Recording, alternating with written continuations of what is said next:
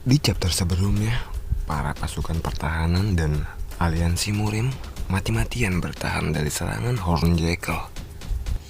Dan Jun Ye-won berhasil menyelamatkan ibu dari Baek Jong-soo tepat sebelum dia mengalami kematian. Seperti apa cerita lanjutannya? Nano Machine Season 2 Chapter 30.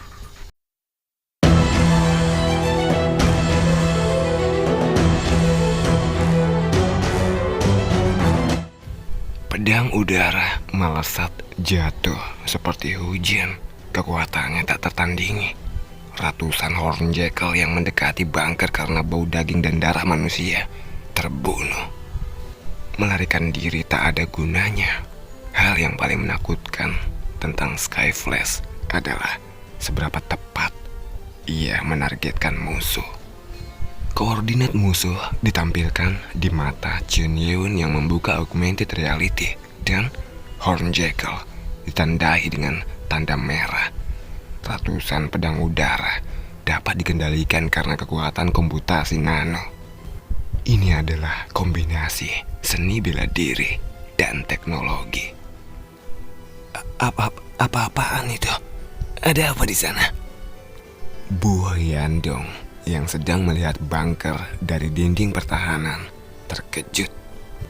Dia tidak bisa mengirim bala bantuan ke sana karena mempertahankan tembok itu lebih penting. Itulah sebabnya dia dari tadi mengawasi bunker dengan wajah sedih. Dan kemudian sesuatu yang dia tidak ketahui terjadi. Apakah itu jenis bom laser? Cahayanya sangat terang sehingga dia tidak bisa melihat apa yang terjadi melalui teleskop. Seolah-olah itu seperti laser. Itu tidak bisa diketahui dengan pasti. Tapi dia yakin tentang satu hal. Hornjackal di sekitar bunker hampir musnah.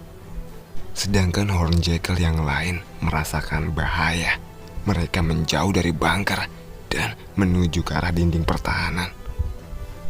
Apa? Para Hornjackal menjauhi tempat itu. Dia tidak bisa mengerti apa yang terjadi. Apakah itu jenis senjata baru yang baru dikembangkan? Bukan hanya satu atau dua orang yang melihat fenomena itu. Lebih dari setengah prajurit yang memegang artileri jarak menengah di dinding menyaksikannya. Letnan yang menyaksikan itu mengerutkan kening. Dia menyentuh earphone di telinga kirinya dan bertanya, apakah ada yang tahu apa itu? Dia bertanya kepada Bu Hyandong. Dia menanyakan itu sambil menunjuk ke arah barat daya. Ternyata ada variabel baru bermunculan. Itu adalah tipe Alpha sedang menuju penghalang E3. Bukan di sini. Apa? Bu Hyandong tidak bisa menyembunyikan keterkejutannya pada informasi baru ini. Saat ini, sebagian besar pasukan dan penjaga gerbang berkumpul di sekitar H13. Namun, makhluk tipe Alpha yang baru muncul ini, pemimpin yang memiliki inti, muncul di dekat penghalang E3, di mana jumlah pasukan pertahanan sedikit. Itu adalah pemimpin para Hornjackal. Lalu jika seperti ini, apa yang harus kita lakukan? Dia tidak bisa memutuskan. Bahkan jika itu adalah monster tipe Alpha, terlalu banyak Hornjackal yang bergegas ke dinding tempat mereka berada. Ada alasan mengapa sang mayor khawatir. Sebagai tipe individu, Alpha adalah pemimpin kelompok yang berasal dari gerbang. Kategori kekuatan dan resikonya tidak dapat dibandingkan dengan tipe umum. Apakah ini semacam kesalahan strategi atau hanya kebetulan? Melihat situasinya, sepertinya entitas berbahaya itu tidak didorong oleh niat untuk membunuh. Mereka hanya tampak seperti monster liar yang ganas. Tapi dia tidak punya waktu untuk berpikir seperti itu. Pemimpin Hornjackal yang disebut tipe Alpha ini memiliki kemampuan mobilitas yang cepat. Pergerakannya sangat gesit. Lalu setelah menekan tombol di radio 3 kali, Bu Hyandong berbicara. Dengarkan, kalian semua dengarkan. Aku adalah komandan. Sementara itu, tim infanteri, prajurit murim, dan penjaga gerbang masih terus bertarung dengan serigala bertanduk di depan tembok. Monster belum mencapai dinding. Itu karena prajurit murim dan mereka yang memiliki kemampuan khusus melakukan yang terbaik. Di antara mereka, yang paling menonjol adalah tebasan-tebasan pedang yang indah dari Moyonggem yang menebas banyak serigala. Bahkan kulit keras para serigala tidak berguna di depan pedangnya.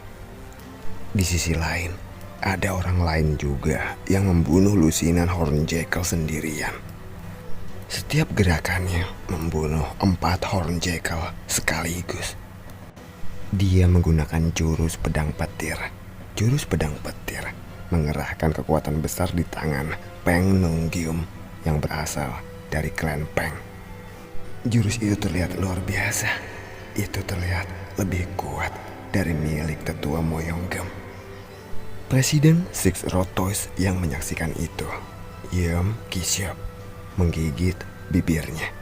Bahkan jika mereka semua adalah pendekar superior master, perbedaan dalam tingkat kekuatan terlihat jelas. Dalam aspek teknik bela diri, kemampuan Peng Nonggyum luar biasa.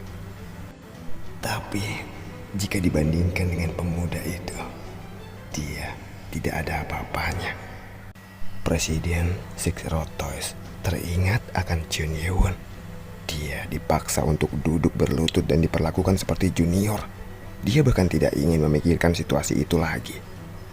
Saat itulah sebuah suara datang melalui radio yang ada di helm pelindung.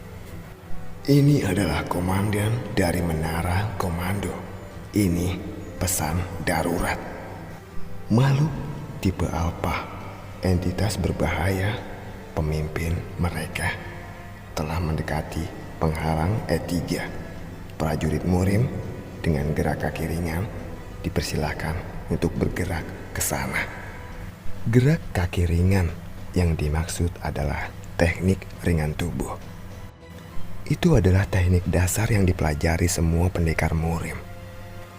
Jika telah mempelajari itu, maka seseorang akan dapat merespons secara efektif dan bahkan berlari lebih cepat daripada siapapun dengan kecepatan mobil sport.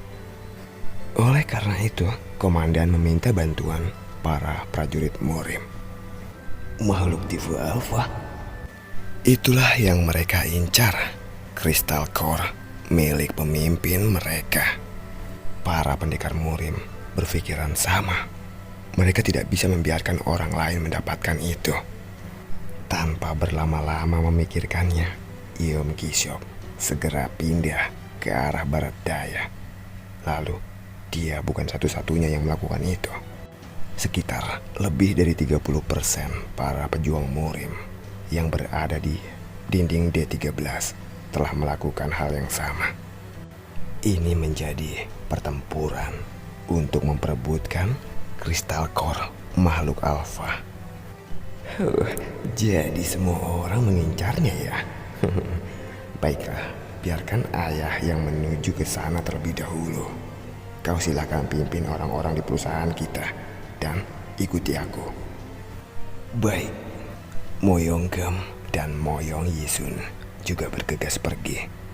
Dia melakukan yang terbaik untuk mengejar Peng Nonggyum yang ada di depannya. Sementara itu, di dalam bunker tempat Chun Ye-won berada, pedang udara telah menghancurkan area di sekitar bunker. Semua objek berbahaya dalam radius 200 meter telah disingkirkan. Mengakhiri sistem kontrol panel. Chun Ye-won menenangkan dirinya kembali. Kehadiran Hornjackal tidak bisa dirasakan dalam radius 200 meter. Lalu Chun Ye-won menoleh. Di belakangnya ada Geum Oh-yeon yang masih menangis. Aku tidak pernah bermimpi bahwa aku akan dapat menyaksikan ini dalam hidupku. Pedang iblis langit. Tatapan Kim Oh Hyun tidak meninggalkan pedang di tangan Chun Ye-hun.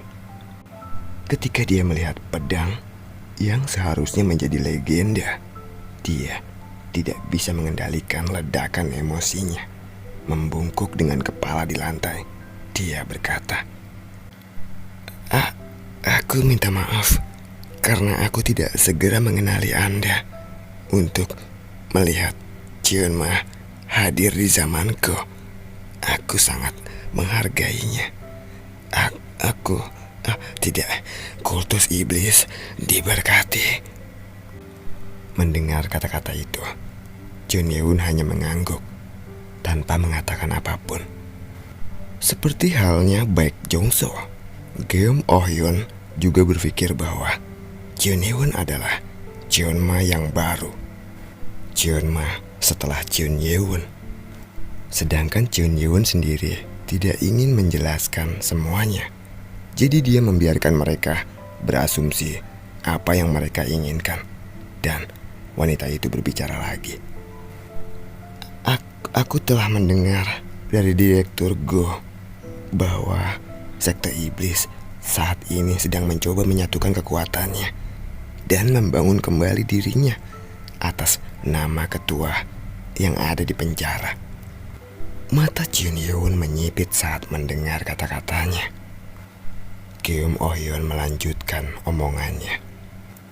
Tapi meskipun demikian adalah dosa bahwa aku tidak berpartisipasi di dalamnya. Tetapi Anda telah datang ke tempat berbahaya ini untuk menyelamatkan anggota lama dari kultus. Kim Oh Hyun membenturkan kepalanya 2 kali ke lantai.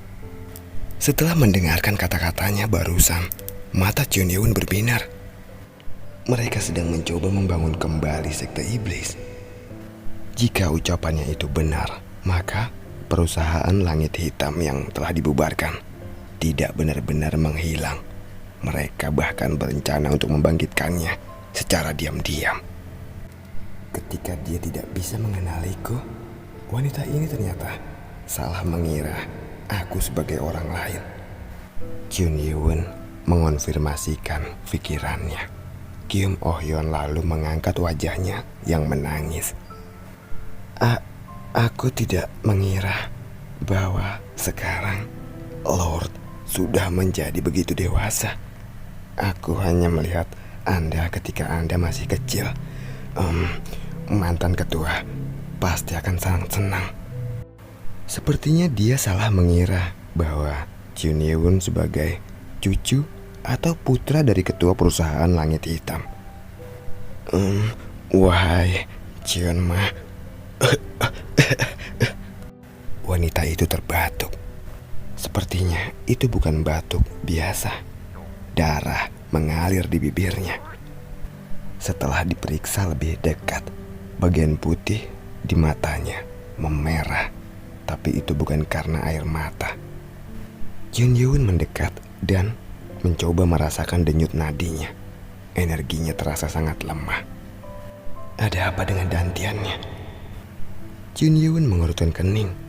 Jika dia adalah istri dari kepala sebelumnya dari klan Jurus Murni, dia berpikir bahwa dia pasti memiliki cukup banyak skill. Tetapi karena dantiannya yang hancur, dia memiliki sedikit energi internal. Dia semakin melemah. Nano, ada apa dengannya? Ini disebabkan karena udara tercemar yang dipenuhi zat beracun. Itu adalah sesuatu yang Chun Ye-hun tidak pikirkan. Ketika bunker tertutup rapat, pemurnian udara dioperasikan secara normal.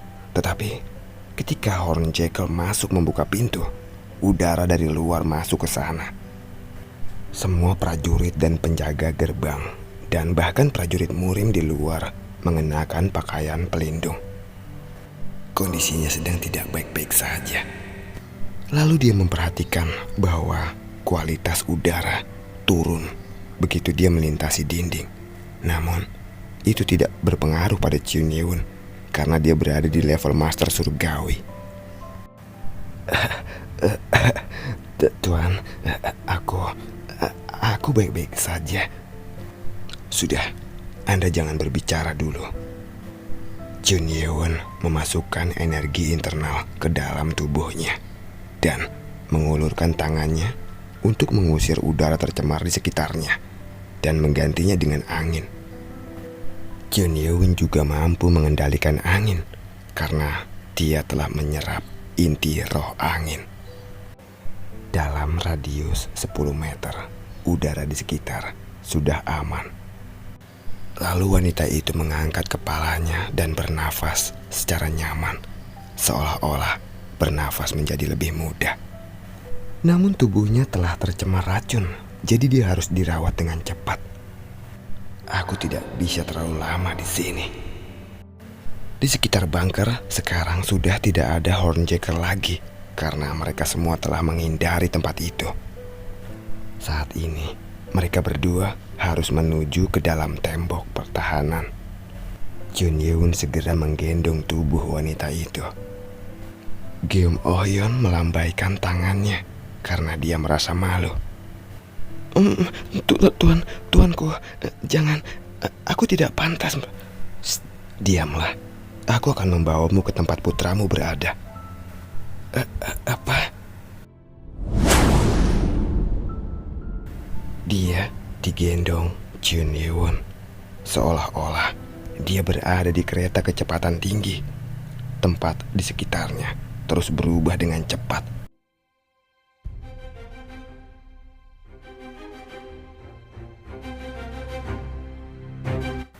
Sementara itu, di area dinding pertahanan E3 di sebelah barat kota Shenyang, pertempuran yang terjadi di sana sangat berbeda dari yang ada di D13.